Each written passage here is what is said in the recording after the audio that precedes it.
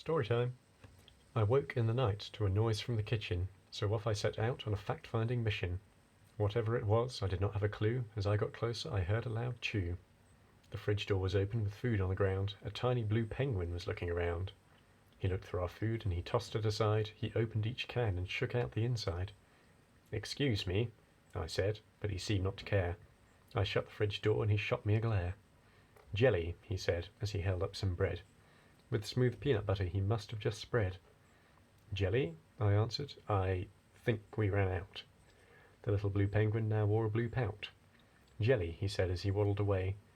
Without any jelly, why would he stay? I followed him out through our squeaky back door. An igloo was there that was not there before.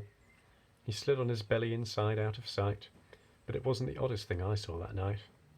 I heard a loud ruckus and ran back to see a giant giraffe flipping through my TV. He munched on some chips and kept changing the channel. He wore a bathrobe that was made of red flannel. "Excuse me," I yelled, but he turned up the sound, and most of the chips ended up on the ground. He tossed up a few and he took a big bite, but it wasn't the oddest thing that I saw that night. I heard water splashing in the bathroom upstairs, and found a large octopus bathing in there. She had my green shower cup on, just my luck. I saw that she had taken my new rubber duck. I said, "Finish up," and she told me all right. But it wasn't the oddest thing that I saw that night. Back in my bedroom, a crash and a thud. 2 lemurs were throwing around balls of mud. My room was a mess and they both were to blame. I swear I'd just cleaned it up, what a shame.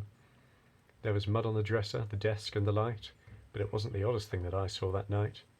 Outside, I looked up, and I know it's bizarre, but guess what flew by me? A bright shooting star. I wished for the penguin to get all his jelly. I wished the giraffe would stop using my telly. I wished that the octopus there in my tub would exit the bathroom and give it a scrub. I wished that my room would somehow become clean. I wished that this nonsense would all be a dream. The lemurs both left, the giraffe had enough, the octopus gave me back all of my stuff. The penguin waddled right up to my feet. He carried a sandwich, most ready to eat. Then he flew off when he flapped both his wings. And that, of it all, was the oddest of things.